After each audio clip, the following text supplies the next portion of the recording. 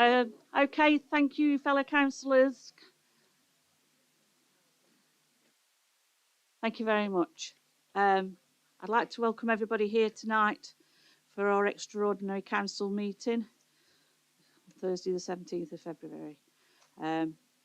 We don't intend having any fire alarms testing, so if anything does happen, then please make your way out as calmly as you can, any exit that you can get at and meet in the top car park.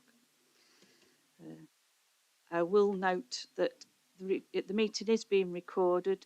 Any of the members of public who do not wish to be recorded, can that please be made known to us before they start. Thank you very much for that. We'll move on now to the agenda. Item 1, apologies, please. Thank you, Chair. I've received apologies from councillors Atkin, Butler, Cruz, Michelle Morley, Gretrix, Hill, O'Brien, Statham and Wayne. Chair, apologies from Councillor David Hughes. Has been delayed and he will be here in about 15-20 minutes time. Thank you for that. Sorry, could I say the same for Neil as well? I've got a thing saying he's delayed by the garage. Yeah, I've got that one. Thank you, Councillor Gamble. Thank you very much. Okay, item 2, public participation. This is where members of the public are allowed to ask questions or give notice. So I would like to ask Mr. Peter Dobbs if you'd like to come up to the table.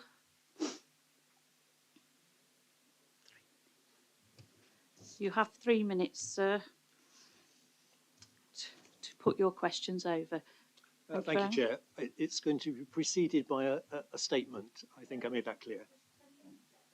Microphones. Just press the front button. Yeah. Is it on? It is on. Can you hear okay? Thank you. Councillors may recall I was the person who presented the petition for an independent inquiry to this council in October last year. I'd like to make some comments and ask 2 related questions. I think I speak for many of those who signed that petition when I say that I welcome the publication of this report, albeit later than planned. However, the fact that part of the review is not being made available to the public is disappointing. Also disappointing is the lack of balance apparent in the selection of quotes from the report that have been published by this council on their website. I do not think it is helpful or credible to place 100% of the blame for what happened on Serco. Waste collection is arguably the most important aspect of the work of this district council, work that it had a responsibility to oversee. Part of that oversight should have included providing accurate and timely information about any missed collections. As a Dales resident, it felt to me that I was barely getting 60% of the service I'd come to expect and paid for, and yet the district council were apparently paying circa 120% of what had previously been budgeted for. I apologise if these figures are incorrect. The data on how much work Serco actually carried out is not in the public domain. The extent and duration of the disruption in the Dales does, I believe, make it such a significant outlier that reference to problems in other areas of the country are not really appropriate. I don't think many people would doubt the very difficult circumstances experienced by this council during the pandemic. However, there was a real mess with waste here in the Dales, and this council needs to own it. Page 26 of the report appears not to have been quoted by the council in their press release, but it makes sobering reading. One of the common themes of comments I have received from those who signed the petition was that council staff manning the helplines did not know which areas had had their waste collected and which ones were missed. I still do not see accurate daily listings of missed areas being published, so my questions are these. What is the reason for those areas of failed collections still not being published, and when can we expect to see such reports? Thank you. Thank you, Mr. Dobbs. Councillor Purdy. Thank you for your question, Mr. Dobbs, and take note of what you said. Our response is the management information system used by Serco is set up for this data to be collated. The District Council is working with Serco to ensure the data is accurate before publishing it daily, but this relies on the correct use of the software by Serco. As the report tonight highlights, access to accurate information has been problematic. Also, it is difficult to provide a plan for recollection whilst high staff absences at Serco continue. This information will be available when the above can be addressed. Thank you.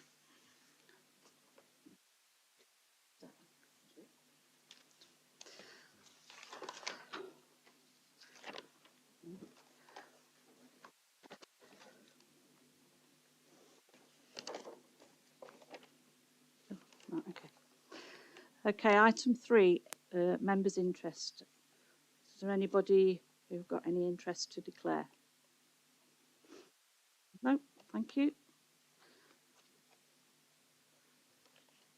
So before I move on to item 4, I'm just going to call upon Councillor Purdy again to make some points. Thank you. Well, as an apology, Chair, what I want to say is, as I've said before, an apology to all our residents for the upset and distress this has caused.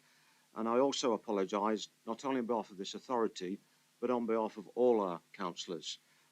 It's been a torrid time and we are working hard to come through it. So once again, our sincere apologies for all the distress and upset it's caused.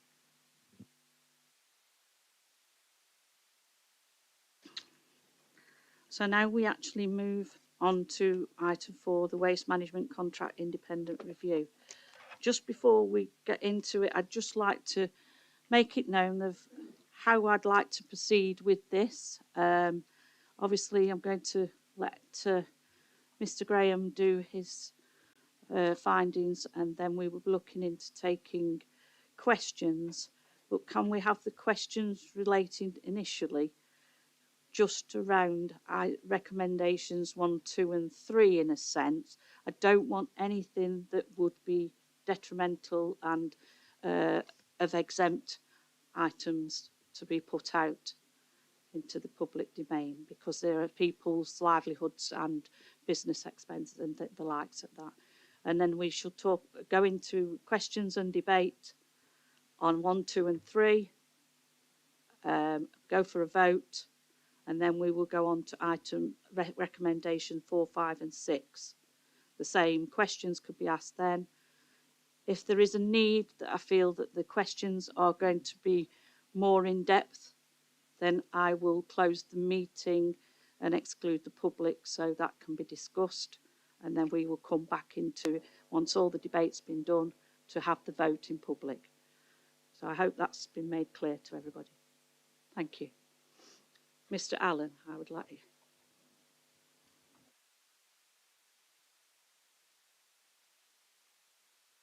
Thank you for inviting me this evening to present the report which you've all received and I know has been publicised and quoted within the press.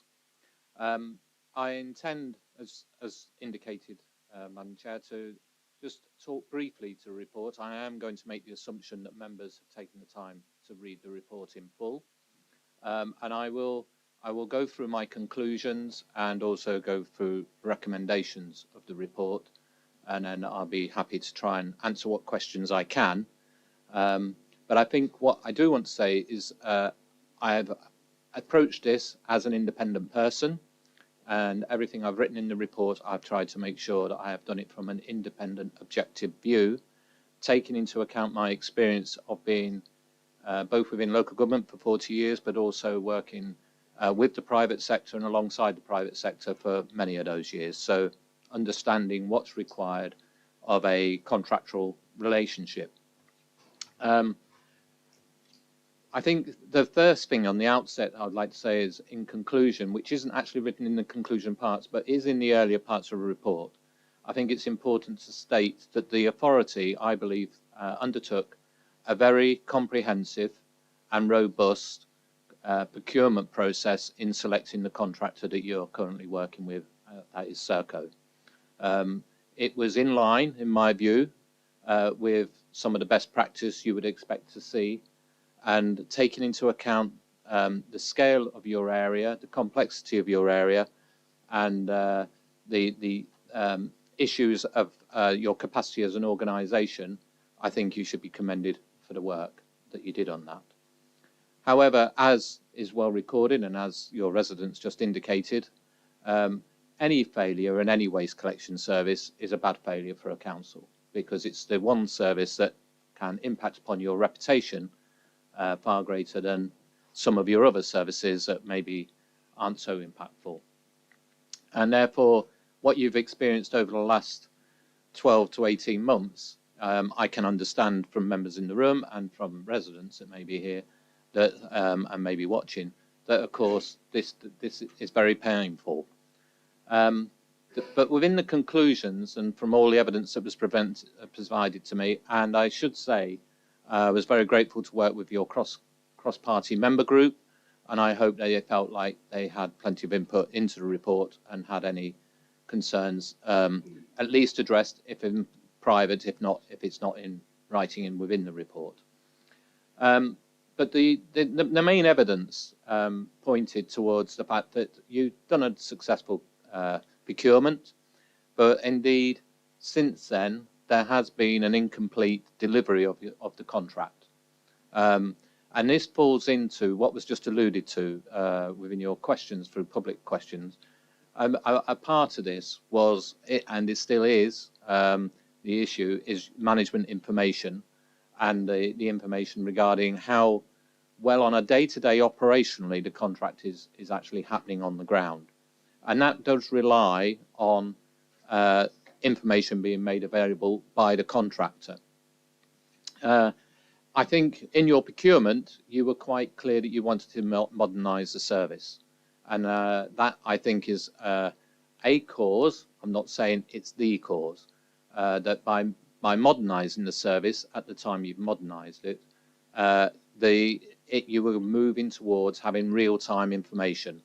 And it is not uncommon now within local authorities to have real-time information from cabs within the lorries, which is then indicating which bins are being lifted where and which rounds are being completed in real time. But as I say, at the moment, to my knowledge, when I did the review, that system is incomplete, and the data you're receiving from it is incomplete. And there is no doubt in my mind that this resulted in an unmanageable level of customer queries and complaints as things started to deteriorate. And it brings me on, and I'm not going through verbatim the conclusions here, but it does bring me on to the fact the capacity of the organisation to respond to that become fragmented, because you've got customers emailing, ringing, and indeed you as members would have been representing your constituents. So there was and I saw evidence of this, significant duplication, and which then anybody that manages an email box will know if that becomes very messy and very quickly and very complex for very quickly, that actually responding can look very fragmented and doesn't meet the customer expectation. And customer service is all about managing people's customers' expectations and trying to meet them. So there's no doubt the fact that data wasn't available impacted significantly on the ability of the council to respond and manage customers' expectations of understanding when things were going to be rectified.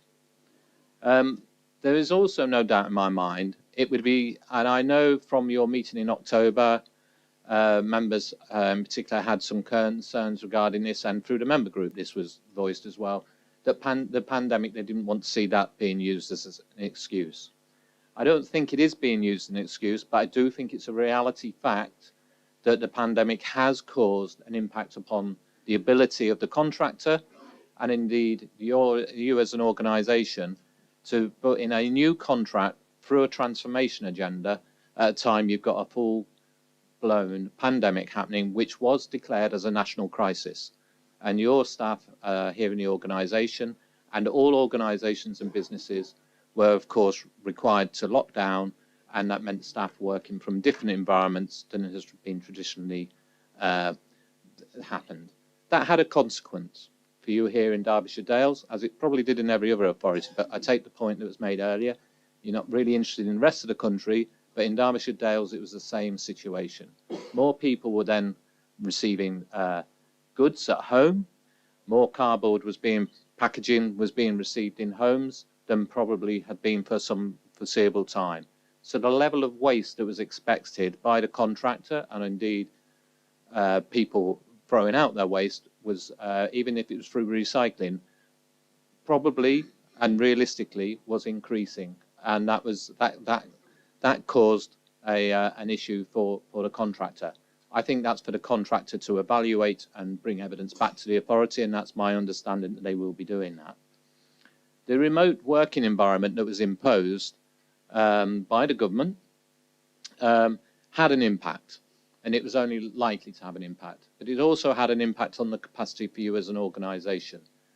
It's to, I think, a lot of local authorities and indeed businesses credit that home working or flexible working, or if you like to call it that, become commonplace after many years of organisations actually wishing to implement that, but culturally not being able to get there. But there is a downside to it. It means your workforce becomes remote, your supervision becomes less fluid, because you're not bumping into people, you're not having the coffee moments, all those sort of things within organisations are swept away. And when you're implementing a major project, a project plan can become very fragmented at that point, and you're relying on the individuals following up on actions, or indeed actions being captured and being recorded in a way that maybe would be done if it was in the environment within a structural office. And I saw lots of evidence that actions were being recorded, but often on email. So again, that can cause a fragmentation. And when I'm saying this is not just here in Derbyshire Dales. This would have been in Serco as well, I'm fairly certain. I would say, and I did say in the report, that from the evidence presented to me, it provided reassurance that your senior management were being as responsive as they could, whilst also being stretched to be responding to the government on other agendas. And if I may say so, I've been elsewhere today in another major council today, where the leader of that council was actually saying that that a command and control had come in, that actually it was no longer working alongside government for a period of time due to the national crisis. It was working to the government. So therefore, officers and indeed maybe some members here would have been receiving instructions of things to implement for the government. And I'll give you one small example of that is your business support grants that were being implemented to the government to support businesses. It was an instruction to pay them and pay them quickly, which meant that decisions in finance and your financial resource had to move over to a different area of work. And from what I understand, that you were actually being put in league tables as to how fast these business grants were being put out. So that, by the very fact that was happening, that started to again impact upon the capacity of the organisation and the ability to respond. But I do believe, as I say, that the management was responding in key areas, and indeed the chief executive in December last year gave some very clear instructions over the matters. So I think they were responsive. I would also saw significant evidence. I've had the privilege in this very difficult times to sit with some of your customer service staff and your waste management team staff, and there is no doubt in my mind they have tried to go the extra mile to satisfy the customers and the residents of this borough. They are very proud, and you should be very proud of your workforce, because they displayed to me a loyalty to your council and to your brand, and that they want to get it right. And they have been frustrated that maybe things haven't been as everybody would like it to be. But they also are feeling, as an organisation, that they are trying to balance a number of things, including transforming services and putting in a new waste contract as part of that, responding to the government and the public health need throughout your borough, through a national crisis and a pandemic, and indeed, as well, trying to rectify it when it goes wrong. There is no doubt that they try to go that extra mile in my mind. My review established that I think the Chief Executive and the Director of Communities and Environment, as I've stated, and I'll reread it, has taken proportionate and necessary steps to communicate effectively to senior management of Serco. The Chief Executive himself has intervened on more than one occasion to make sure that happens. Engage and communicate with members of the authority, and identify the root causes and attempt to negotiate remedial steps to establish an emerging recovery plan to the issues being faced. Those who have read my report in full will know that I've made the point that I believe there might be some who believe the immediate way to have dealt with this would be to go into legal battles with the company and indeed take an aggressive stance. You will find in the report the guidance that the government were giving at that time was very clear that the local authorities should try to refrain from doing that unless it was absolutely necessary. So the important thing, and I think the focus that I detected from your staff and to protect your brand, was trying to get the problem solved as best as could and move forward without prejudicing future actions. And I think that's where you are currently. And that sort of takes me to the sort of next part of the conclusion, where you are. And I fully appreciate, and I hope people will understand, this report and the work I was undertaking was done up to the end of December, and it's been finalised as we've gone through January. But of course, the situation has continued to move on. So my report's written as the data I had, and I've no doubt, I still believe you may be still experiencing some problems. But when I was doing the review, I saw the recovery plan, and at that time, it appeared to be being implemented and appeared to be generating some successes.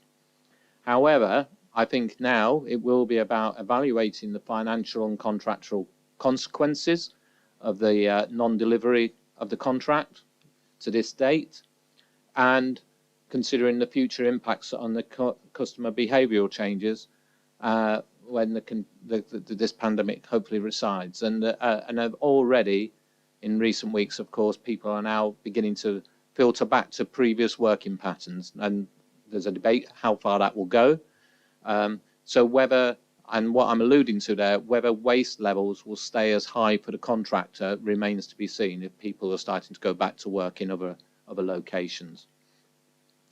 I think that the Serco accommodated a visit from myself at the depot and provided a member of staff to explain their position to me, and they gave me reassurance at that time, and I think it's for the authority to still establish whether it's their intentions to continue it. That's between you and the contractor. Is that they were wishing to sort the issues and rectify the service to the standards that you're aspiring to as members here. And therefore, I think the recovery plan was in place. It was an essential first step, but it's important to make sure it doesn't deteriorate further, and it's got to be managed moving forward. And that sort of takes me into the recommendations of the report as I listed them. I think it's important that you continue to have dialogue with the contractor, of course, and I perceive that Serco will welcome that, and I think it's important that that is continued on two levels: one, on your operational delivery from day to day, and two, on where you have been and where you need to be in the future, and how that gets remedied to the satisfaction of both parties. I think it should, therefore, the dialogue should be extended to include resolving the existing performance and payment discrepancies and ensure that these are accurately resolved to take into account the Council's additional support commitments. And I think from what I saw as evidence, the Council demonstrated in line with the government guidance that it was taking all necessary steps to be accommodating to the contractor without commitment that it wouldn't be resolved at a later date. So I think you've demonstrated your partnership approach as an authority. There will need to be an agreement regarding any rebasing required to take account of any customer changes, i.e. the increase in waste being collected, if that is proved to be correct, and was that outside the norms that could be expected when the contract was constructed. And then establishing the intentions and approach of both parties to ensure the ongoing fulfilment of the contract. So it's easy to forget that this contract was a renewal of an existing contract you had with the company, but it is a new contract, and it is in its infancy even at this stage. It might not feel it for members and residents because of the issues you face, but it is less than a 2-year contract out of an 8-year contract. And that the council also communicates the importance and urgency to resolve the management informations and round optimization issues through a clear and robust plan. And it seems to me this is a key element to be successful moving forward.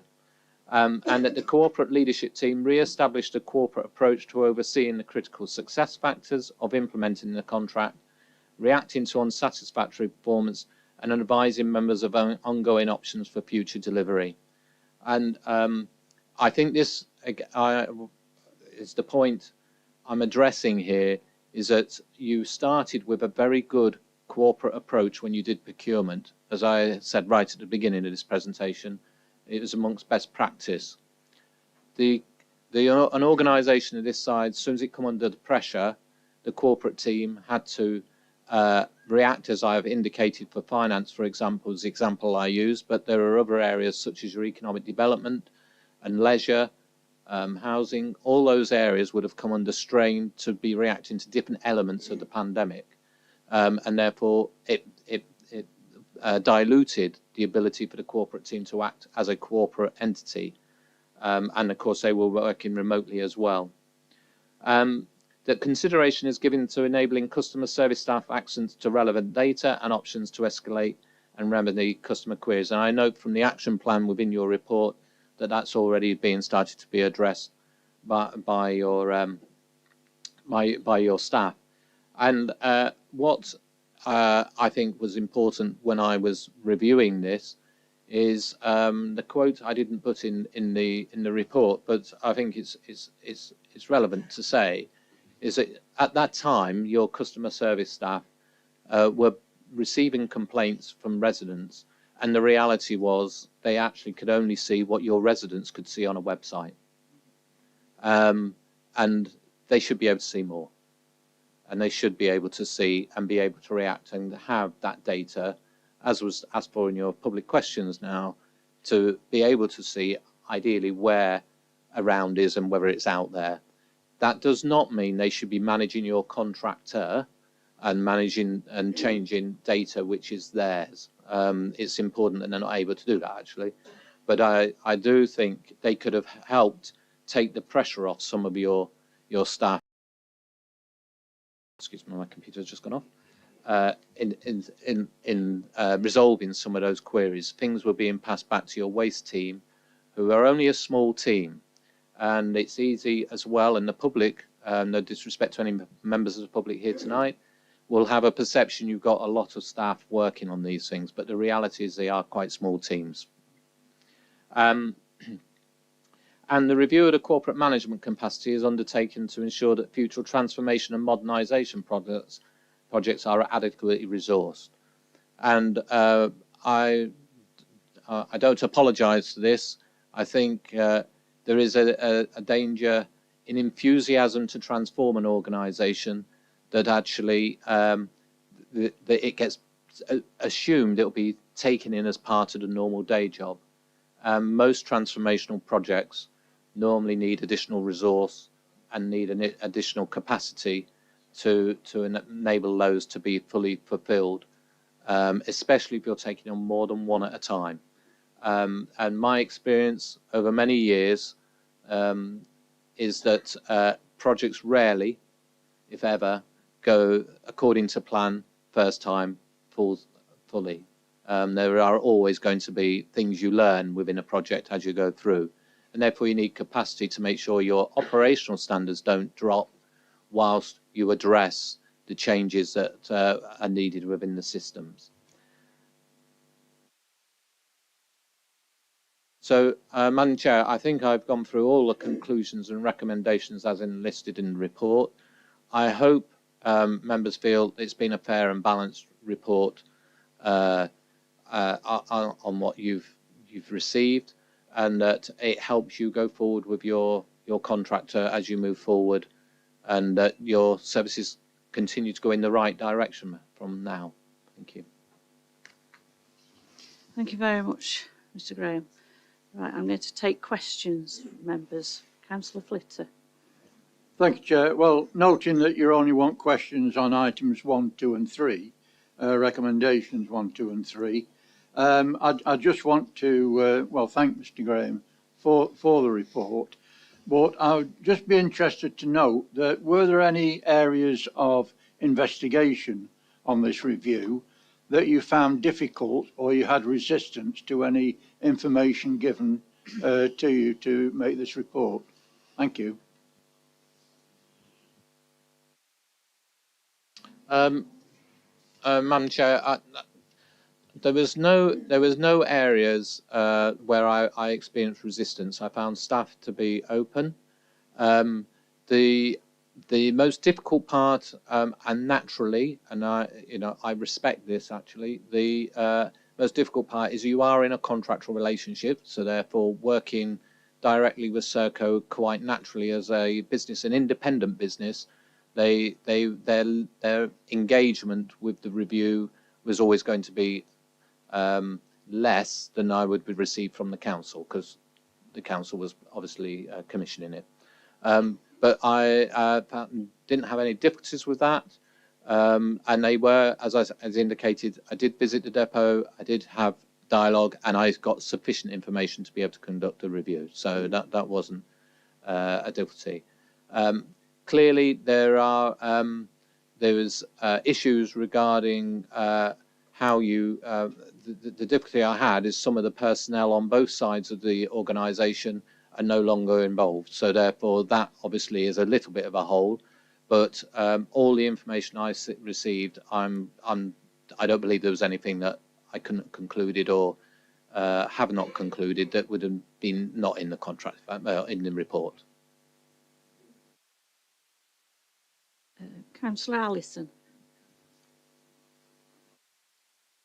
Thank you, Chair. Just looking at recommendation 3, and we've been asked to note your recommendations.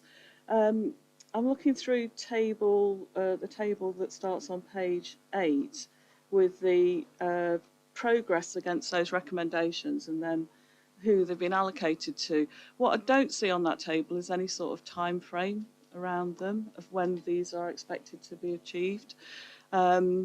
So there's mention of a time frame for the data in the MIS system to be updated and to be accurate, but I don't see any other timescales attached to these recommendations. So when do you think these should be achieved by, and if they're not, what is the plan after that on this action plan? The other question, just looking through your report and reading the other information around it, I just wondered what you think about and how you rate the ability of this organisation to manage risk. Thank you. Madam Chair, I would defer the question. The first part of that question, with due respect to the councillor, is a question really to your staff. I didn't complete that table, and that's a response from your management team, and I don't have. It's not for me to put timescales around that.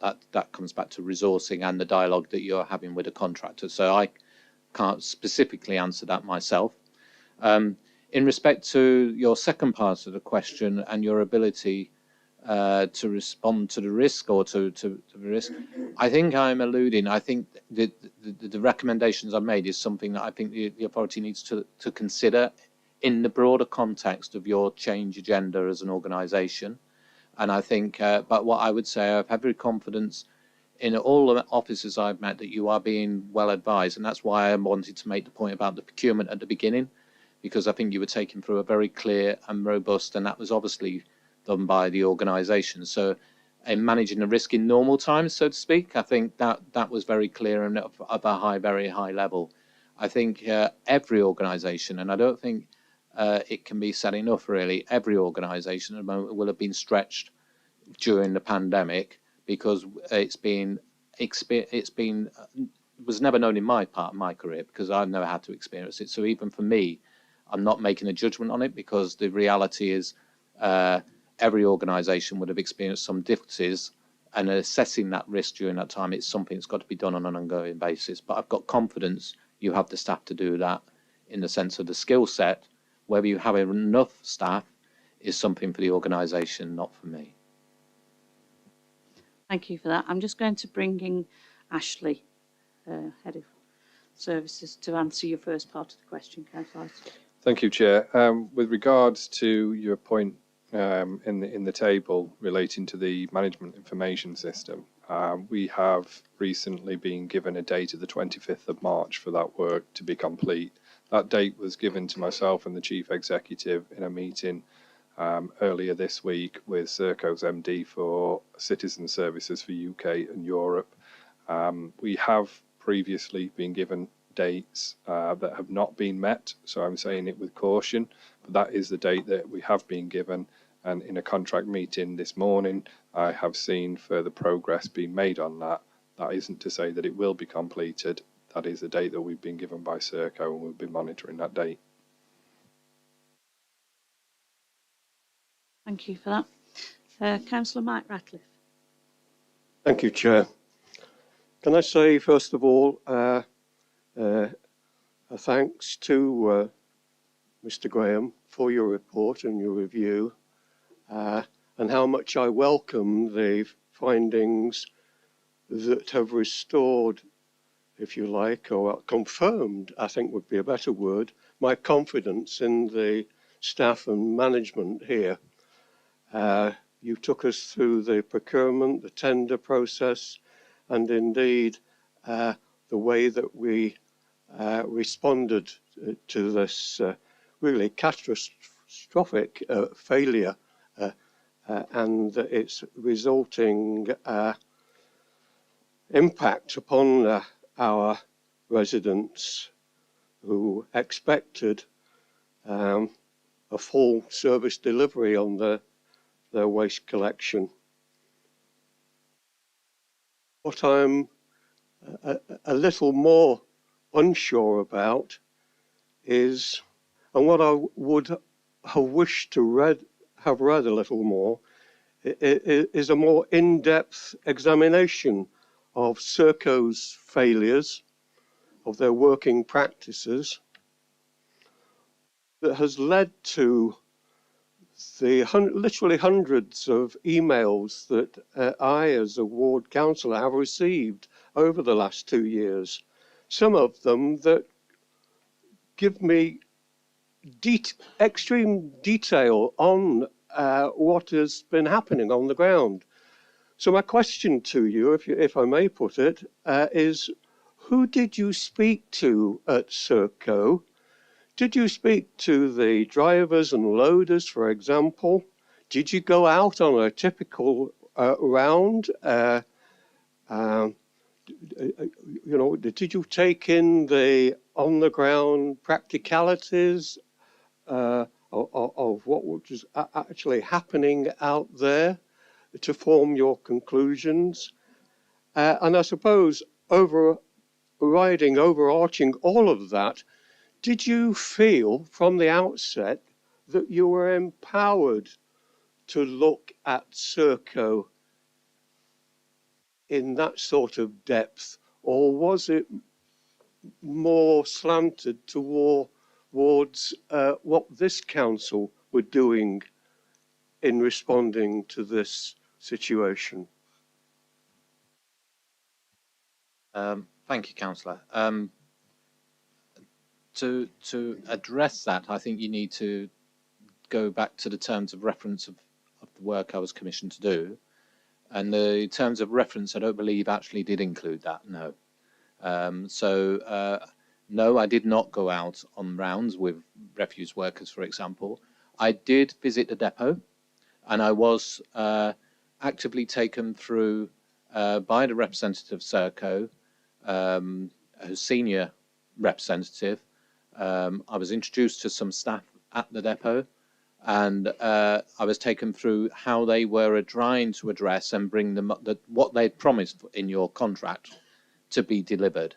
And to reassure you, Councillor, I have collected bins before, though.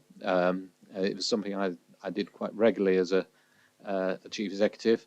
Would go out with a rounds crew, so I know what to expect and how bin collection works. And indeed, the in-cab technology was in my previous authority. We had it, so I do understand how that should be operating and working. So I felt quite empowered to be looking at with a very open and clear mind and an independent mind.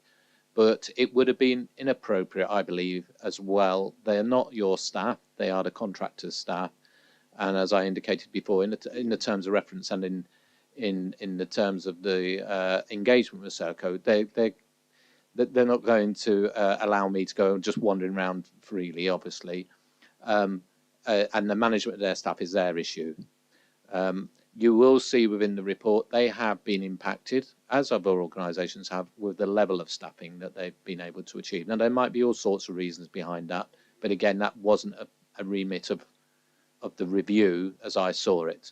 So I can't answer that maybe to satisfaction. But again, I'm sure that would be a dialogue your officers would be having with Serco, that if you've got concerns over those areas. Councillor Murphy, please. Thanks, Chair. Yeah, this new contract that we created with Serco, it was a great opportunity to modify the service. These in-cab technologies, obviously very important. I'm not sure you'll be able to answer this, but you know, we have a failing in the fact that we're not getting all the data we need because, as we all know, Derbyshire Dales, the signals that probably operate these pieces of kit or whatever are quite poor in certain places. Did we adequately interrogate Serco that they could deliver this information at the start of the contract? And are we going to be hamstrung now going forward until mobile signals improve in Derbyshire Dales? Because obviously it is vital. Because obviously we hear that the crews get moved from different areas onto different rounds, and I suspect they really rely on that technology. So I'd be interested to know your view on that. Thank you. Madam Chair, it'd be wrong of me to answer on Serco's behalf fully, but again, I'll pull upon my previous experience, if I may, because it's a fair point that's being raised. And the technology that certainly I experienced would be that it wouldn't prevent the data being captured. It's whether it's being relayed back to your organisation in real time, so that for example, the example I gave you earlier, customer service staff being able to see, well, where was the vehicle, and that may be a bit of a working practice hindrance, but again, in the authority I was a chief executive of, we had rural areas, we had those sort of spots, and we had procedures in place if it was necessary to communicate back. There was other ways of doing it, or it was done as soon as. And again, maybe your officers would be able to answer that more fully because they'll know the system. But in theory, it shouldn't hinder what you're trying to achieve. It just might mean you don't have real-time information at specific points. Thank you. Again, I'm going to bring in Ashley. Thank you, Chair. Just to give Councillor Murphy some reassurance, the technology is there and the functionality is there for the in-cab technology to collect the data. And you're absolutely right, we do have areas where signal strength is weak or non-existent. And that system operates a dual SIM functionality, so we can switch between networks, but also whilst the crews are travelling around the district, even if they're in an area where there is no signal, they can still input the data. When the signal is restored, it's then returned back to to the central server, so it updates when that signal is returned. But Mr. Graham raises the valid point. Whilst that information is being collated, accurate data is necessary at this end, and the system needs to be used properly. It isn't to do with signal strength where we've struggled to get accurate data. Thank you, Chair. Thank you. Councillor Purdy. Thank you, Chair. Thank you for your report, Mr. Graham. As leader of the authority, I've obviously been kept abreast by proceedings over each week, and with my Deputy Councillor Hobson from the Chief Exec. And I've been fairly confident what our staff have been doing, so I'm pleased to hear you comment in public that they've gone the extra mile. They've also had to put up with some very abusive and foul language, which is not acceptable, and it's been sad to receive that. But my question is posed around the going forward and the broad risks around waste. So if I may, I want to take everybody back to not this last contract, but the contract before, which was a buyer's market. And in the intervening period, China stopped taking all our solids, plastic especially, and so the profit fell out of the waste market. Serco actually continued our contract, notwithstanding the fact they threatened to pull out because they were losing money. So to their credit, they kept on, and I think that needs noting. But what worries me for the future is noting that other authorities in the country are suffering the same as us, and some worse. And the fact that DEFRA have got some legislation on the horizon. Going forward with this contract, we need and will work hard and fast with Serco and do our best to get everything back to normal as quickly as possible. But I think there's a need for us to also look at a plan B. And I think it's necessary, therefore, to weigh up the waste market per se. And it seems to me that this country has a huge problem with not only creating waste, because we're the end product of all the waste produced, and government's never tackled the issue of manufacturers and supermarkets and so forth producing all this waste that we, the end users, have to get rid of. So it's perverse. I just wonder if I can tease you out, please, what your thoughts are in going forward as a single authority, but looking at the wider issue of the waste problem that this country faces.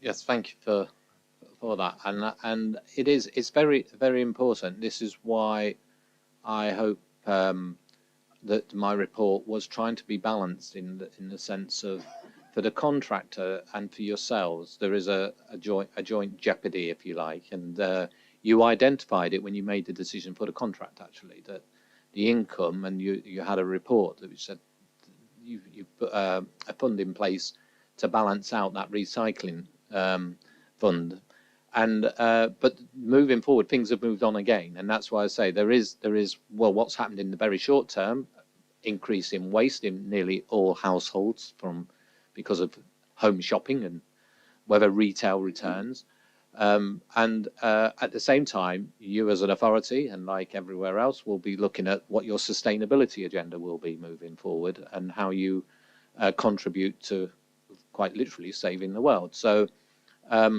it would be right, and I think prudent, to make sure that you don't that you take this report, and the reason I put the recommendation is continue the dialogue with your contractor, because that is your existing contract. You would be right, though, I believe, as an authority, to make sure you evaluate all your options and look wider as to what the future may or may not hold, taking into account government policy, taking into account the market, and taking into account the economic situation. It may be, and I hope I don't speak out of turn, but it may be seen as an easy option, just to, we'll just have our, just do an in-house service again. But there are authorities out there already, and I'm not a waste expert, but they're finding the increase in costs because of what they're having to pay their staff for the fuel costs, all those sort of things, and then not having a market. That actually that is a problem in itself for an in-house team. So it's a complex area, and it's right that you evaluate the options, and I've got confidence you've got officers here. This is why I talk about capacity. Given the space, will give you good advice and the right options as in an independent way. And I take note that you one of your recommendations tonight is to continue with recycling, and obviously that is an expertise that will help you in that quest. Thank you for that. Councillor Burford, Martin Burford, please. Thank you, Chair. Well, like other members, I'd like to thank Mr. Graham for his excellent, certainly very comprehensive report, and also pay tribute to Ash Watts, Dave Turvey and the waste management team for the extra work that they've had to do over the last couple of years, and the way they've dealt with the enormous number of calls that they've had to take from the public. As the leader of the council says, a lot of insults as well. But my question's partly been answered by Mr. Graham from previous questions, particularly Councillor Ratcliffe. But Mr. Graham did state that he had visited the depot at Longcliffe and has spoken to the Serco managers there. So I'm just wondering whether he got the impression when he visited the depot that the new or agency staff that were employed probably many times over the past couple of years because of the staff recruitment problems they had, whether you got the impression that they've been adequately trained to operate and interpret the in-cab MIS technology adequately, in order to manage, adequately address the problems and the geography, or very difficult, very challenging topography of Derbyshire Dales. I won't answer that question quite as directly as you might hope I would. What I would say is that they did take me through what they were proposing, how to train, and that they recognised they got a training program and it required training. I had no access to the agency staff at all, so nor would it be right that I did so, as I said earlier. But the other part of that for me was that it was very clear that when I was reviewing the contract, you've had a change of personnel from your old contract to your new contract. So local knowledge may well have been, well, I suspect has been lost. I don't say may as well been, has been lost. And therefore, that relies on close supervision and management and responsive management. And, it's for Serco to answer whether they believe that they're achieving that. But you've had a number of changes in personnel within the contract from their side on a number of occasions, as I listed in the report, and that's bound to have had an impact and started to cause some of those issues. Thank you. Councillor Slack, please. Thank you, Chair. Thank you, Alan, for a good report. I find your report very good, and it really highlighted the problems we have with Serco. I also welcome your report that the Derbyshire Dales staff went over and above in trying to solve the problems, and I fully support the staff in all they've done, and I think they really need commending on the problem that they've tackled with Serco. There's two questions really I'd like to ask. The first one is, where there was in the 3 to 4 months there was 69 breaches of the contract, and in your report, Alan, you did mention that illegal action legal action could have been taken. Was this an opportunity missed to bring Serco in line? That's one of my questions. The other question is, same as Martin just said, Martin Buffett. I have spoken to some of the employees, and they had very little training. They were just pushed onto the refuse vehicles. The same as Ashley has just said, the technology was there to be used, but they were training by Serco was very poor indeed, from what I've gathered from the employees. So this is an area where the failures did occur because a lot of the new employees didn't know the routes properly. That's one of the areas. So there's two questions there, Alan. Thank you. Just before you start, sorry, Alan. Obviously, the first part of the question is something that's a bit. So, if you could answer your question without putting us in a position, or it could be answered in a closed.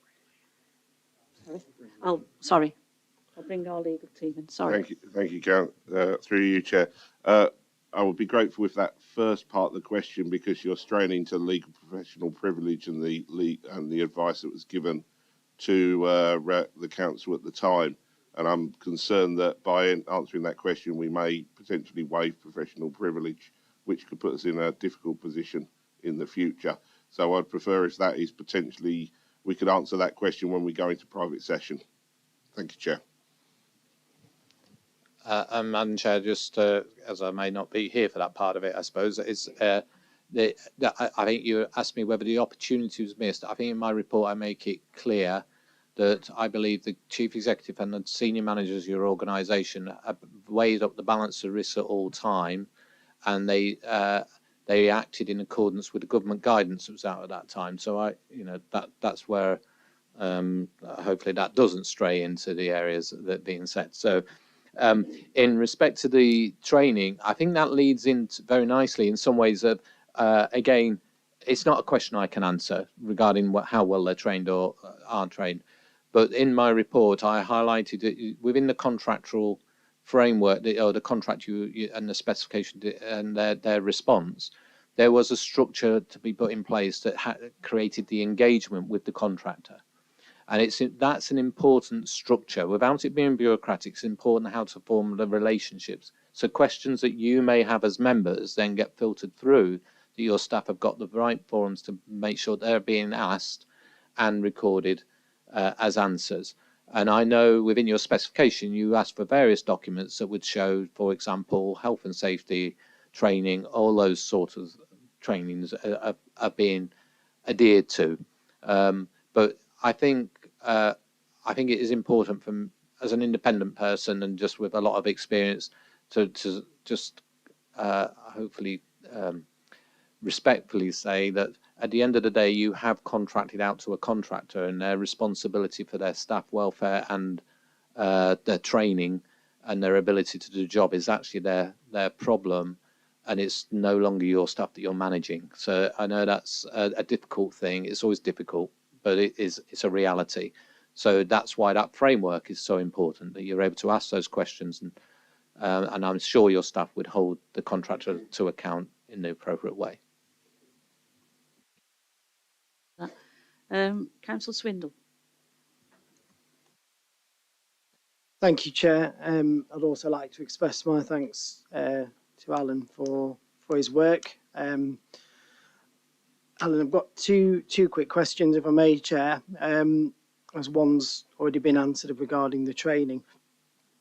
With your experience in local government and dealing with such matters, were you surprised, taking out COVID, Brexit, HGV shortages and so on, were you surprised at how quickly this contract deteriorated?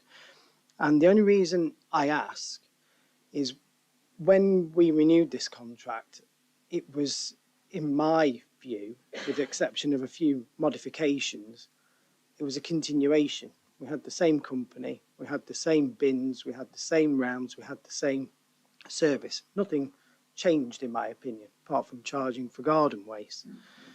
So were you surprised to see, when you came to look at this contract, how quickly it had deteriorated on those grounds? And second question, when you visited Serco, I don't know if you're willing to answer this, did you sense a willingness to want to make this contract work? Did you actually get a real sense that this is something we want to work? Thank you.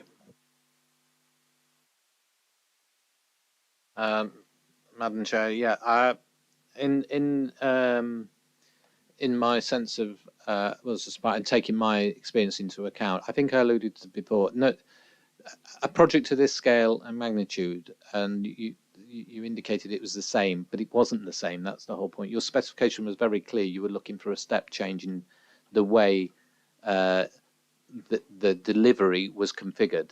That doesn't change. At the end of the day, you can't get away from the fact you're asking for bins to be emptied. How they're emptied is the key in that. So the method was, I think, I'm looking to your officers, but I think, and to you as members, you were looking for a transformational change. So therefore, when you start to do that and introduce technology, in all my experience, whether it's customer service, whether it's revenue collection systems, whether it was bin collection systems, technology, when you button it in, it will have glitches. So in some senses, there was no surprise that you were experiencing maybe some glitches with that. I think that would, what I think is, I can't get away from what would have been, if I can use the phrase, a curveball that was thrown into that. Would it have been remedied differently in the normal environment? Quite possibly. And I think that is the challenge. I think members might not like me saying it, but that is the real challenge that your officers were, and Serco, because I want to be fair to Serco, were experiencing in doing that. Hindsight's a wonderful thing. And I'm sure, I can't speak for Serco, but I'm sure for you, you would say, well, if you had your time again and you could see that track coming down the train, you might actually say, well, the mobilisation of the contract might have been extended, for example. Whereas I think there was a willingness to get the delivery, and maybe it wasn't quite in the place it needed to be successful. That's how I would term it. But that's with hindsight. In respecting the second part of the question, most definitely yes. I found my visit to the depot, they were hospitable and they were very clear. And I think they're not here, but I detected a sadness that they were in the place where they were. They were not comfortable with that as a representative of the company that I met. And they were providing me with information after the meeting and during the meeting, which was to give me confidence that they were serious about getting it right.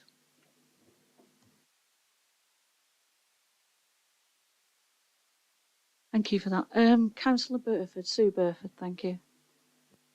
Thank you, Chair. Could I also add my thanks to you and to all our staff who were working in, I think we might call very difficult circumstances, because at the end of the day, it's all about the delivery. It's about the service delivery. But I think you've maybe answered this question, but I know you'll have had very in-depth conversations with our staff here, and that will have included the chief executive and our head of service. Am I right in thinking that you said you didn't have these in-depth conversations with senior Serco managers, or have I got that wrong? And if not, do you feel that you could end up with what you called a balanced report for us to consider?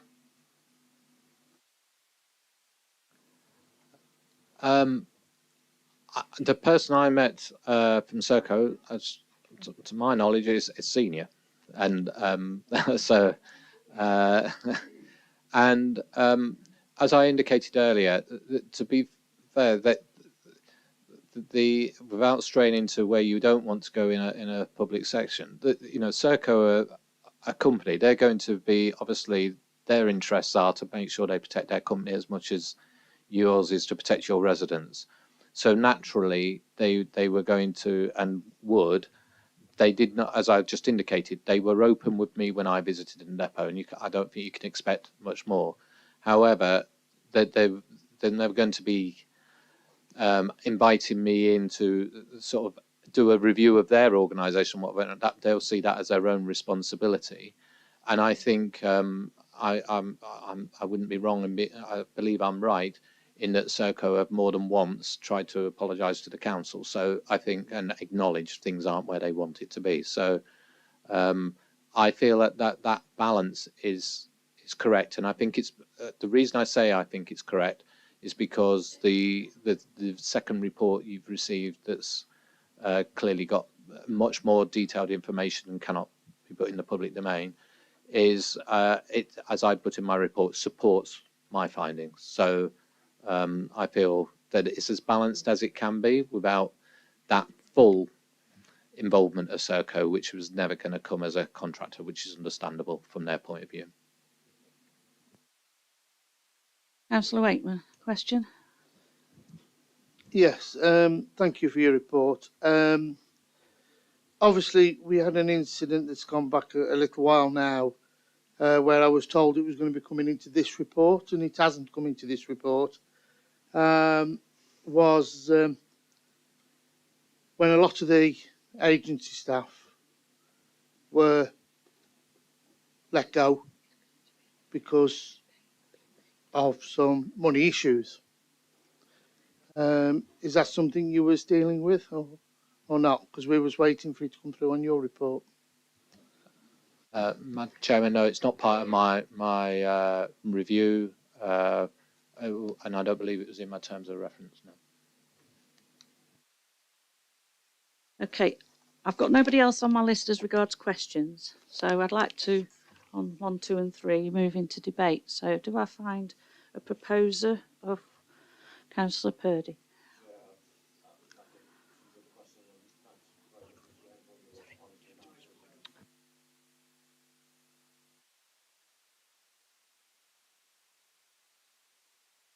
I'll second that, Chair. So I was just a little bit concerned that we wouldn't reach debate because a lot of the preamble went before questions. And if we stick into procedure, straight questions should be asked and then debate further.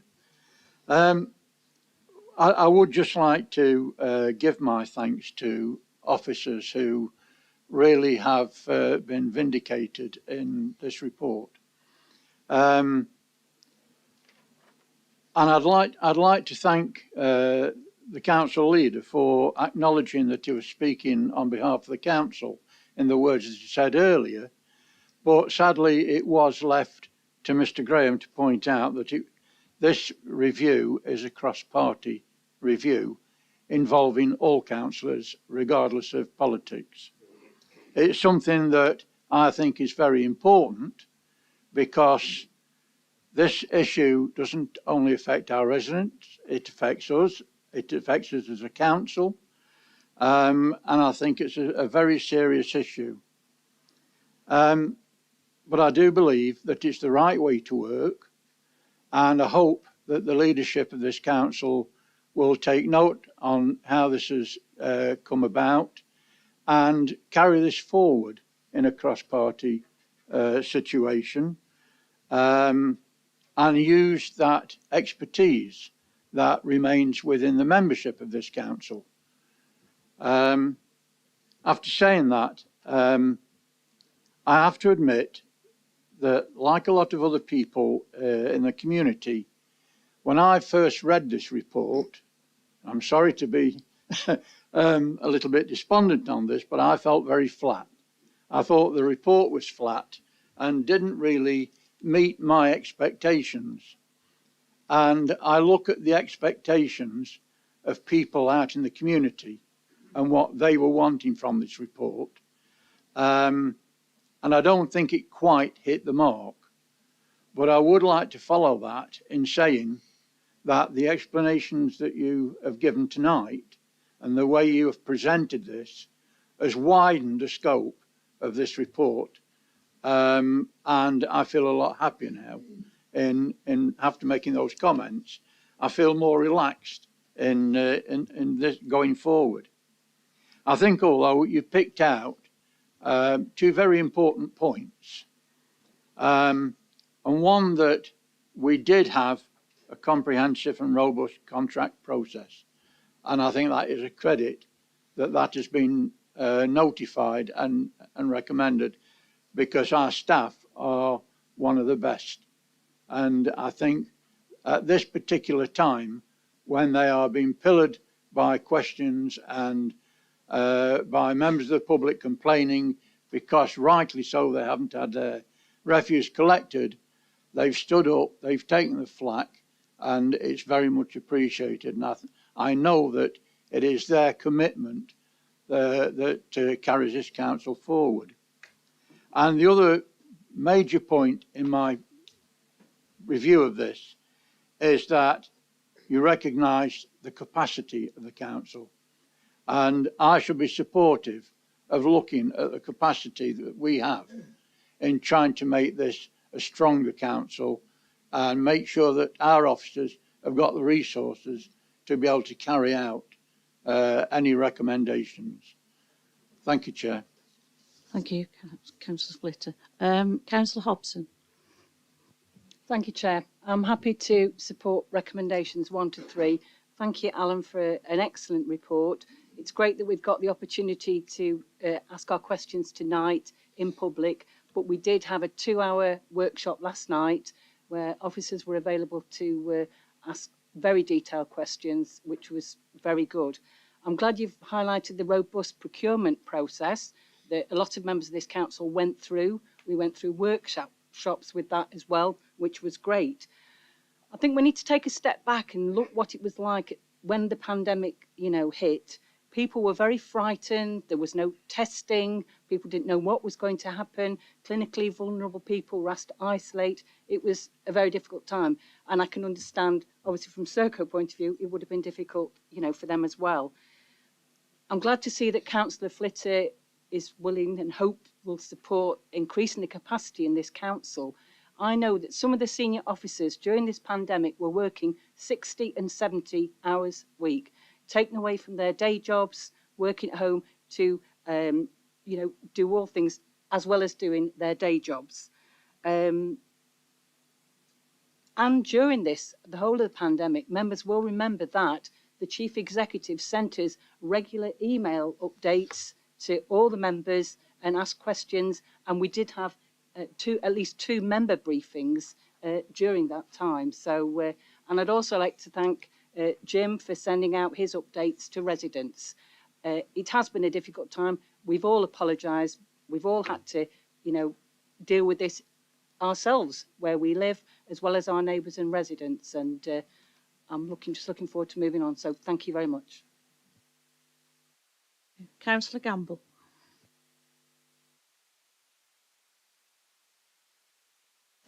Thank you, Chair. Yeah, I would like to echo some of the comments as well. I do think from this report we have got lessons to learn, and I hope. But again, I did do that, so I'll read out what I was going to say because I was going to say. And because Councillor Cruz isn't here tonight, I would like to thank, as well as Alan for his report, to thank Councillor Cruz for his persistence in getting independent oversight of the review process, and all members here for agreeing to the independent review. I think I believe it sends an important message to Serco that we will seek independent evaluation of the level of service. And I'm afraid, in my opinion, trying to use the government advice, I believe, was a cynical move to try and make residents suffer a worse service than they could have provided if they'd stepped up to the plate, as many of the businesses, including my own, had to do the pandemic, and implement areas of the contract that were not affected by driver shortages. And also, again, I think like everybody else wants to make an apology to our residents, badly let down by a contractor that the council appointed. And again, I think it's a fact that we shouldn't lose sight of, that we made this. And I really welcome the apology of the leader. I think that was a good apology. But the one thing I have to say that backs up sort of from the member of the public, I think the initial communication after the release of this report maybe was a slight misstep that I think maybe people wouldn't have thought was adequate after the months of poor service they've had. But I really do want to thank officers. I can really understand that they were left trying to provide a service on the grounds that the residents deserve in the face of a very difficult situation. And I'm afraid I believe in extremely poor communication from Serco. They were overwhelmed by the situation, and in a situation in reality, they had little chance, I think, of gaining control despite working tirelessly. I think from the report it is clear that there are lessons to learn about the council's contract management at CLT level. And the procurement, obviously, I think we've all said was a complete success. Oversight of mobilisation and implementation could have been better. but I recognise, and I want to say it's clear that a waste contract is a complex beast that requires corporate senior management, and that should come from CLT. Taking responsibility for corporate failings must start at the top. But I also firmly believe that Serco have not treated the relationship with this council as a partnership. I believe they haven't provided any reasonable excuse for the failure to provide key information and data management systems that could have helped the council manage the issues created by driver shortages. And this, I believe, hindered the council's ability to deal with the crisis when it hit and made a bad situation worse. Residents frustrated not only by their bins not being collected, but a lack of information about how and when this will be rectified must have contributed to the level of complaints that we had to deal with. If any subcontractor cannot provide a contracted service, they should inform the customer, along with an explanation of how they intend to remedy the shortfall, or if necessary, negotiate what they can provide and agree that with the customer. Serco have failed to do any of this. Why they've done this, only Serco know. But I do think if they continue to behave this way, this council is going to have to learn to live with a subcontractor who cannot always be relied on to act in good faith, and indeed may be involved and have the intention to renegotiate this contract more financially in their favour. But it also, again, think it also should recognise where it needs support, and I think it does need support, and it will need support to hold Serco to account and regain more control over this situation.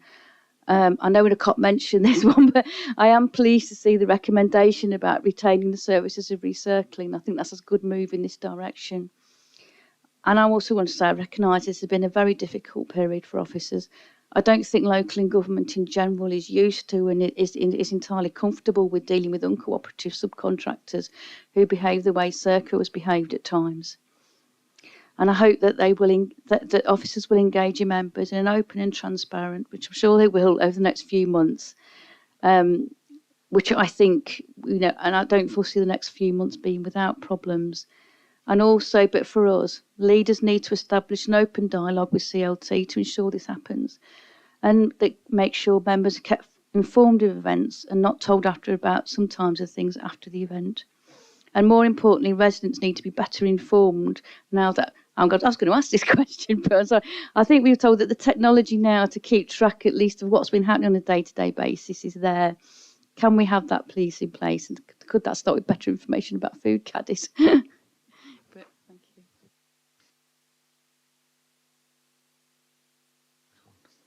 you. Councillor Mike Ratcliffe. Thank you again, Chair.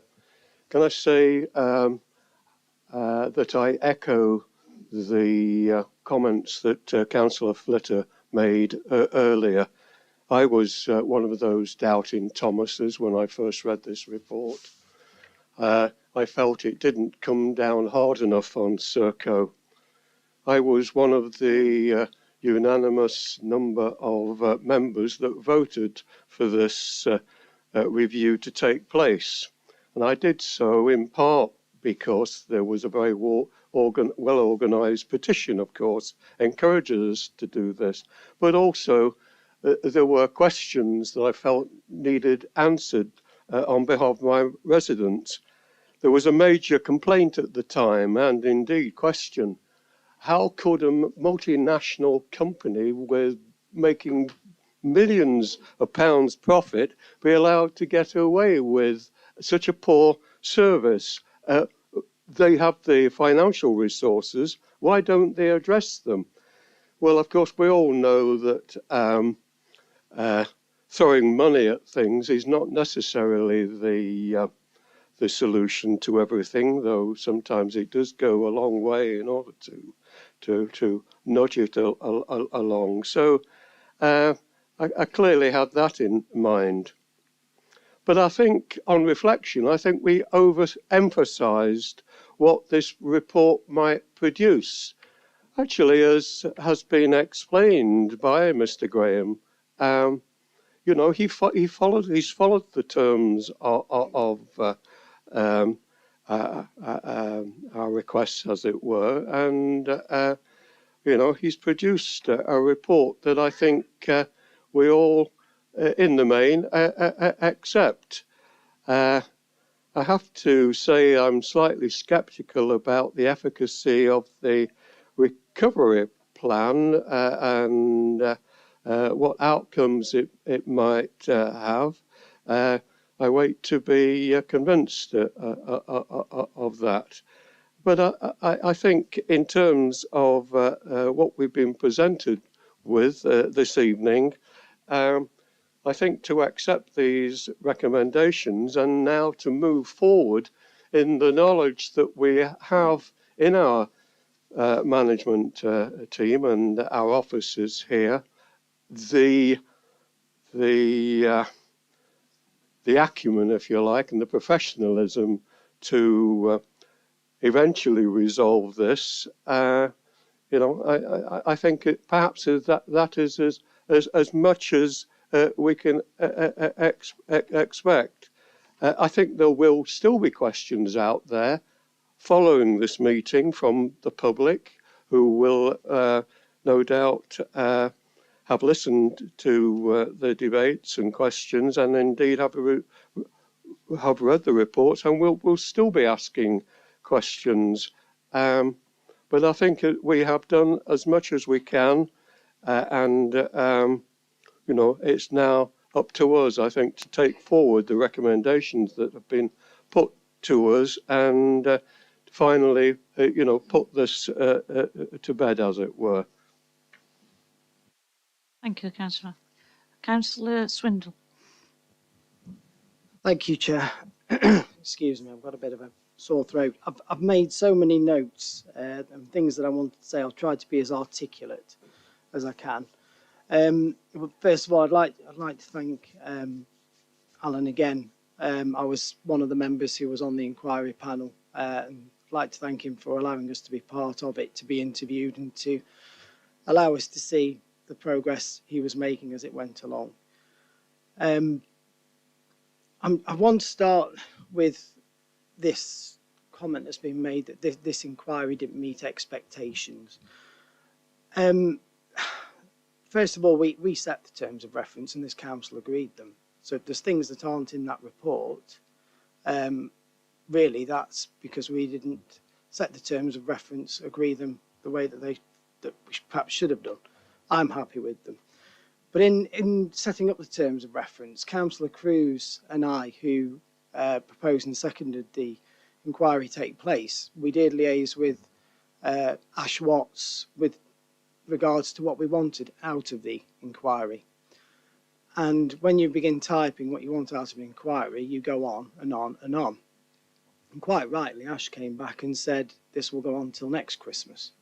So we did have to rein it in. We couldn't ask for Alan to look at absolutely everything in the short space of time he had. And the other problem I have with the expectation of an inquiry is the inquiry is to find out the facts and present them to us, not to present to us what we want to hear. So I would love to have heard that Serco are absolutely useless and this council should get rid of them for the problems I had. But that isn't what was found in the inquiry, and that is the purpose of the inquiry. So to say it doesn't meet your expectations is a little bit ironic in a way. But having read it myself, and as I've said, I've made a lot of notes of what I want to say. I think the first thing, as everybody said, is we've got to acknowledge that the contract delivery and the service delivery has been a complete failure, and it's let a lot of people down. It's been absolute chaos in my ward at times. Funnily enough, yesterday was the first time Elton and Winster had a clean sweep of bins, and probably know this meeting was coming tonight, so they probably put all the effort in. First and foremost, we've let our residents down big time. We're accountable to them, not Serco, and we've got a duty to put this right, and hopefully this inquiry will be the start of that.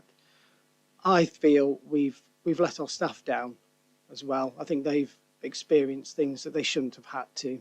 We've given them support and so on, but they've faced a lot of stress, a lot of pressure, and as Councillor Purdy says, a lot of abuse that frankly they shouldn't have had to, and absolute credit to them for the work they've done throughout all of this. This council's been badly let down. we've had our reputation tarnished as a really good council. People out there see the bin delivery as the #1 service, and when that goes down the Swanee, the reputation does as well. But also out of all this, I just want to sort of comment on the waste crews, the men on the ground themselves. They've also taken flack off residents. They've taken abuse, and it's not their fault. Some may work harder than others, yes, but you know, at the end of the day, they're doing a job that they've been told to do. I do want to, I know some residents have said this council's been vindicated throughout the report, and I'm not here to attack our officers or to completely criticise, but I don't think we come out of the report completely smelling of roses. I take Councillor Hobson's point completely. At the start of the pandemic, the first lockdown, nobody knew what was happening. There were no vaccinations, there were no test and trace, and everybody was pretty scared of what was to come. The general public, who I spoke to, were very supportive of the measures the council was taking and of the waste crews. And if you read anything on social media, that was very apparent. So the public were behind Serco, they were behind this council, and they were helping us out. But as things went on and things began to deteriorate, that's when I think the patience began to wear thin. There were other people who were working through a pandemic and managing quite adequately. The reason I just feel that perhaps in the early days, this council may have been a little bit slow to react. We read in the report, you know, the service was deteriorating. We had KPIs suspended. We had informal relationships between the contract manager at this council and Serco, a closed management style, a lack of formal recording, and a lack of communicating decisions, reports not being chased up, etc., etc. Now, that was in the early days, I accept. Some of those members of staff aren't with us now, and in the earlier days when things were chaotic, our staff were dealing, as Graham said, with many other expectations from government. So our staff were stretched and the demands on them were great. So I don't completely hold the council to account and say that you got this wrong. I just feel there were the lessons to be learned there, and we could have acted a little bit quicker. The new approach from the waste team, however, I absolutely applaud it. We've got a new waste contract manager. The professionalism is greater, and I think you're doing a really good job now, really holding Serco's feet to the fire, and you know, you're really sort of applying the maximum penalties to them, and that's the approach I think we need to take now. Very briefly, Chair, just going on to Serco, in my opinion, and everybody knows what I think of Serco, and my residents will back it up. They've been an absolute shambles. They've failed on so many accounts. 69 breaches of the contract identified in the report. They failed time and time again to meet expectations, to remedy the issues, and to stick to timescales, and some of those were even their own, and they still couldn't meet them. And I think, as one of the members said, they're a huge company, and this may be a fairly complex contract, but surely, you know, a company of that size, they can come in and get this right. So I'm sure we can all learn the lessons from this. I hope this inquiry will be power to the elbow of our officers as well. I hope things will improve from here. I don't believe in flogging a dead horse. So I will watch closely how things go from here on. But the question does remain in my mind, how much longer, if things don't improve, can we go on? Thank you, Chair. Thank you. Councillor Martin Burford, sorry. Yes, thank you, Chair. I'd like to endorse the comments of Councillor Swindle just now. I can agree with everything that he said. I don't think we had quite as many problems in Matlock as he had in his ward, of course, but we still did have some, and they were repetitive as well in certain streets. Serco are and were supposed to manage their contract effectively with adequately trained staff for the purpose. Instead, it seemed that under-resourced council staff, without a manager for most of the critical time period, were forced to do their job for them in-house staff, especially Dave Turvey, who's moved sideways to manage the team, went the extra mile throughout. Obviously, Brexit and the COVID pandemic combined to exacerbate an already stretched Serco workforce, as we've seen with most other businesses dependent on HGV drivers, poorly paid as we know in this business. Serco have accepted they manage the contract poorly, but clearly that is not good enough. And I think we also need to bear in mind the suspension of green waste collections for several weeks last year, and more recently food waste collection suspensions as well. And that obviously must have eased the pressure on Serco collection staff, but the problems continued, as Councillor Swindler would no doubt endorse. But I'd also like to, as I think Councillor Swindler did also, pay tribute to my colleague Councillor Paul Cruz, who actually proposed this independent review late last year. And he's had a very rough time recently following the long illness of his mother and finally her death very recently. So he's certainly gone through it. But he sent an email today. I'll just read out one sentence from that, which I think sums it up quite nicely. I firmly believe we've been badly let down by Serco, and the report demonstrates this clearly. Serco needed to step up to ensure we could deliver this vital service, even in the face of the pandemic, and they didn't. And their lack of performance was a key driver in the disruption to residents. Thank you. Thank you. Finally on my list is Councillor Slack. Thank you, Chair. I'd like to thank Colin for all he said, and I totally agree with what Colin's expressed.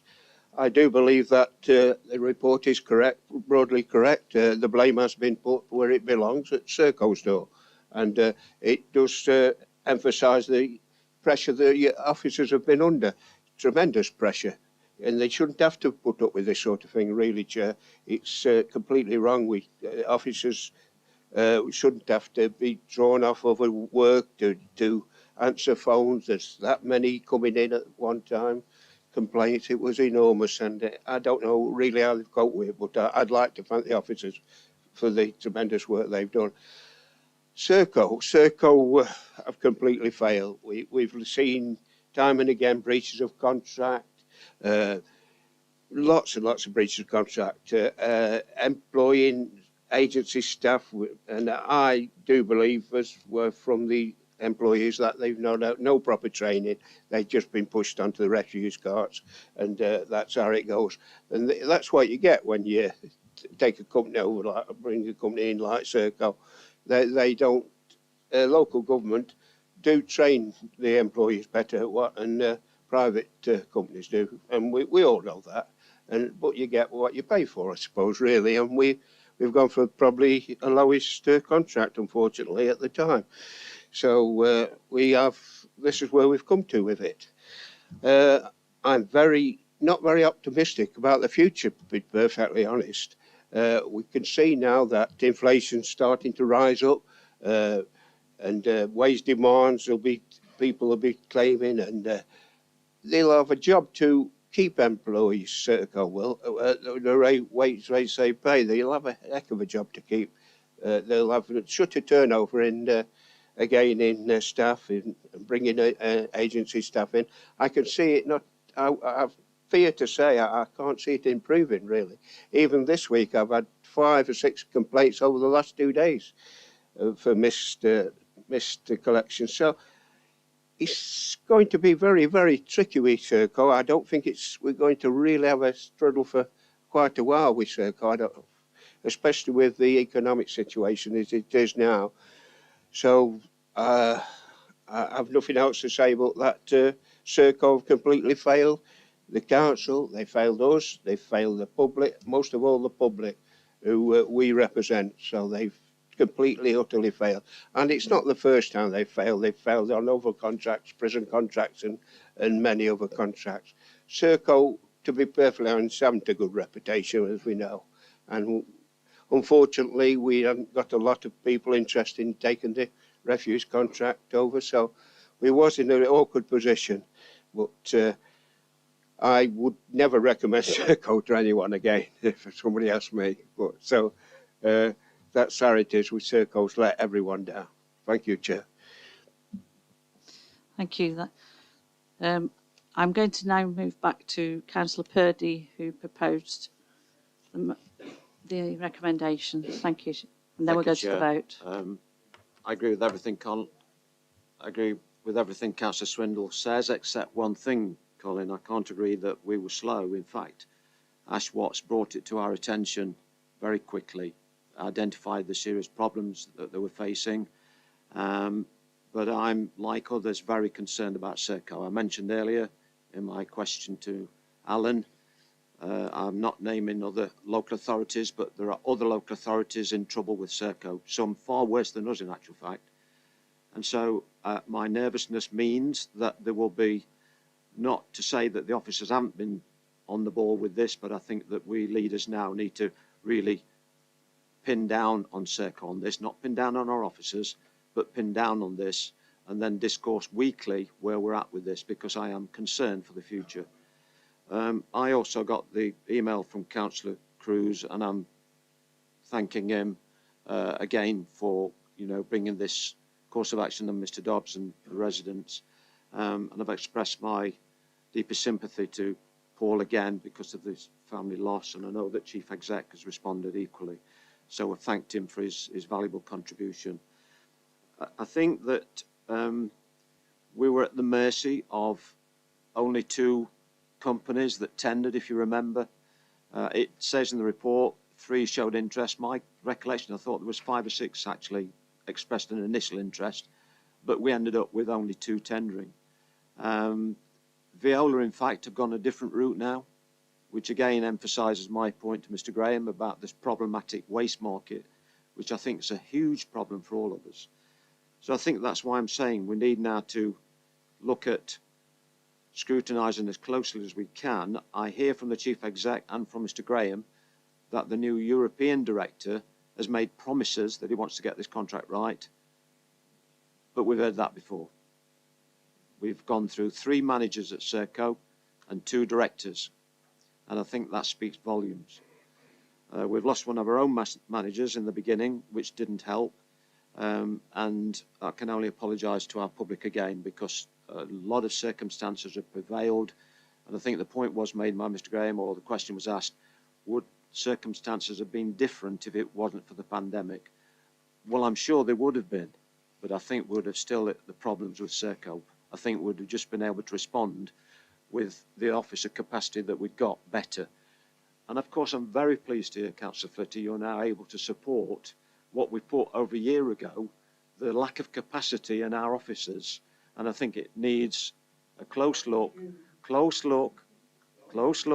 I'm not assuming anything, but I'm pleased to hear your words on record, because we have, ever since I became leader and Councillor Hobson became deputy leader, identified to this council the lack of officer capacity. It's not just in this authority, it's in all local authorities, and I'm sure Alan will agree with me. I've said before that it's absolutely right that we give credit to our frontline nursing staff and clinical staff and so forth, but we're another frontline staff here that's been trying to serve the public, and the staff have been decimated over more than 10 years. I think we're a 400 odd staff strength, were we not at one point? What we're down to now, less than 200. And yet the public still expect the same, if not more, service. So thanks you very much again, Mr Graham, and I'm pleased to support what everybody says, but I do think that we've got to keep a very close eye on this now. Thank you for that. Okay, it's been moved and seconded. The recommendations 1 to 3.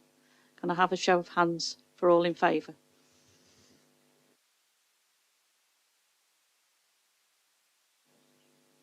That's unanimous. Thank you. And with that, Mr Graham, I'd just like to thank yourself for coming and spending the night and taking upon doing this inquiry on behalf of the council. So thank you very much for your time. Thank you, Madam Chair.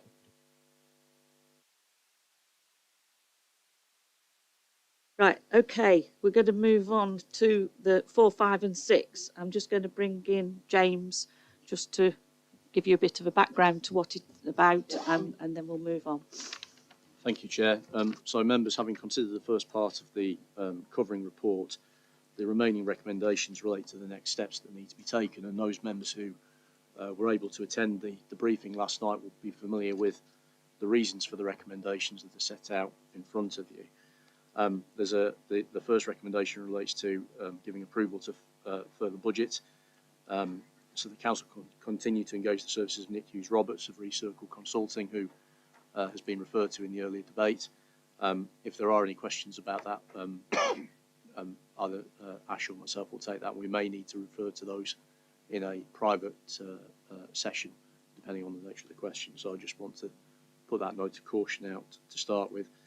And then towards the end of the paper, and this relates to recommendations 5 and 6, recognising it's a very dynamic situation presently, it isn't always possible to convene a meeting of the council at the speed that we would need a decision to be made, and therefore it's proposed that there be a model of decision making that allows officers to get on and take decisions responding to events and conditions that occur, but putting in place a framework for political consultation through the leaders advisory group, through group leaders, and effectively binding in those group leaders to consult with you all as group members and feed that back in so that there is political ownership of any decisions that take place. I think one of the things that's been very clear, not only in this conversation this evening, but in previous debates, is getting the political ownership of this important strategic issue. So that's the background to the recommendations that remain.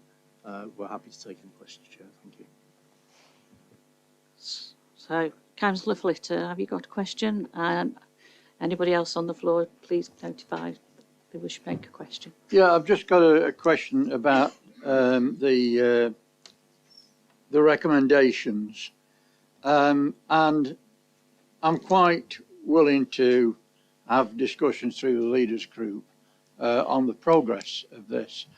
But I would have thought that we've got a group of people on the steering group that have been very involved in this and have more experience probably than even some of the leaders have got on what's been happening. And I'm wondering whether anybody that moves this would include that steering group in those discussions, because I think their expertise from now until we conclude this, I think is very important. Thank you, Chair. Chair, I've not moved it, but I, as leader, have got no problem with that. Councillor Flitter. Chair, I'm not sure there's really a question for me to respond to there. I'm quite agnostic about which members are on the group. I just think there needs to be a body for members to be consulted through and to get that feedback into officers so that decisions can be made as quickly as needed. Has anybody else got any more questions or any questions to put to this? No? Then I would like to go into debate, so I would like somebody to put something on the table. I'll move it. I'm happy with Councillor Flitter's suggestion, so I'd like to amend that the working advisory group is included with the leaders advisory group. So I'm prepared to move recommendations 4, 5 and 6 on that basis. Okay. So then we move into debate. Is there anybody wishing to make a comment? Councillor Mrs. Burford. Sue.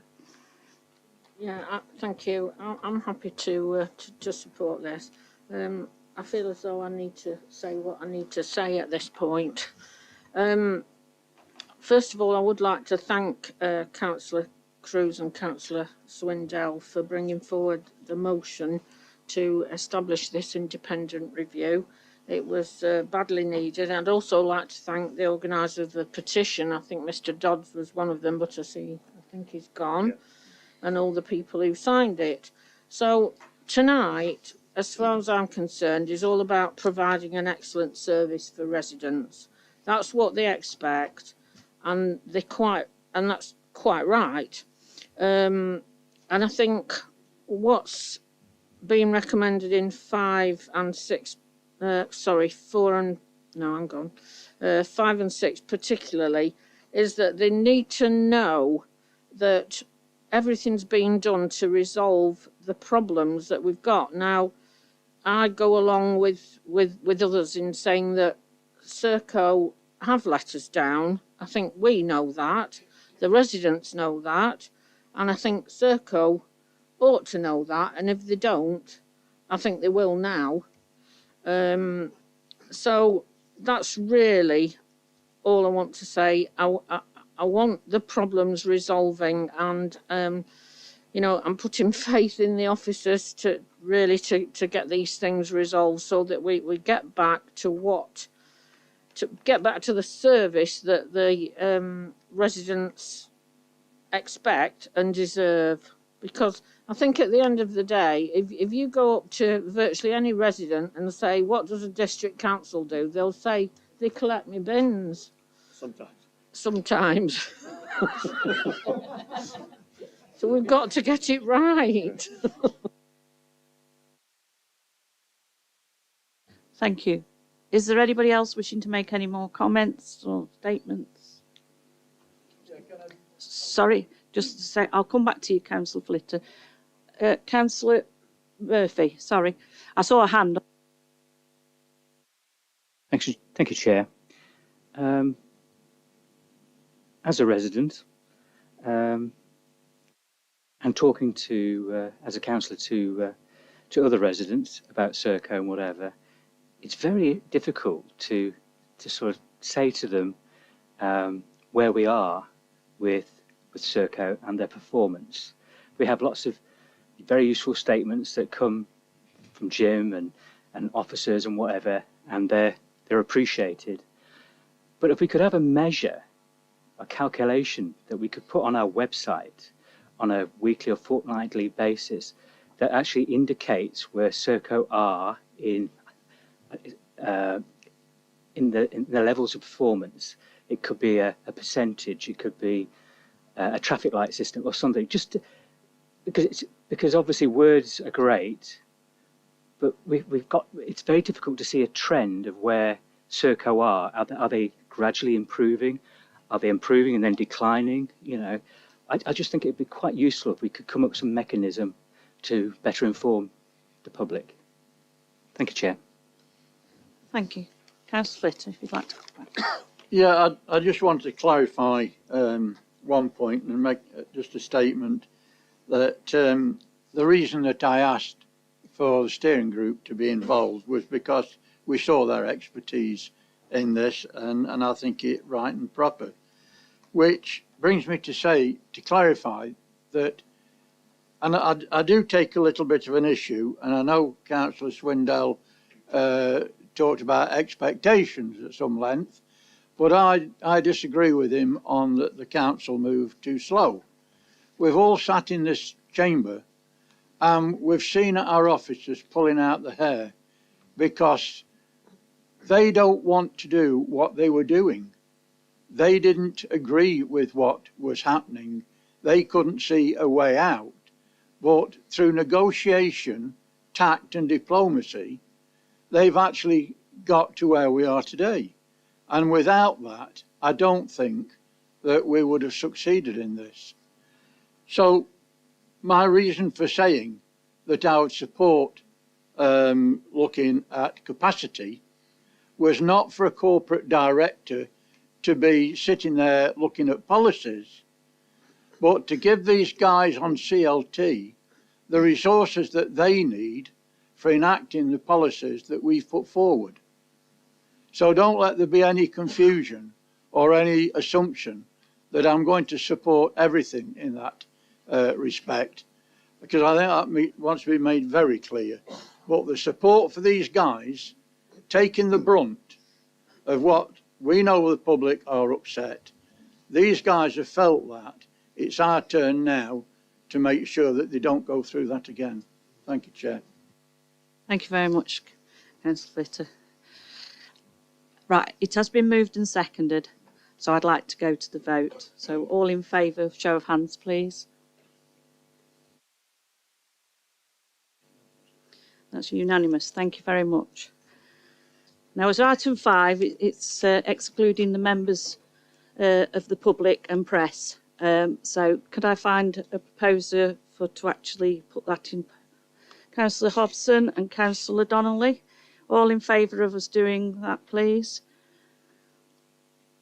Thank you. That's carried.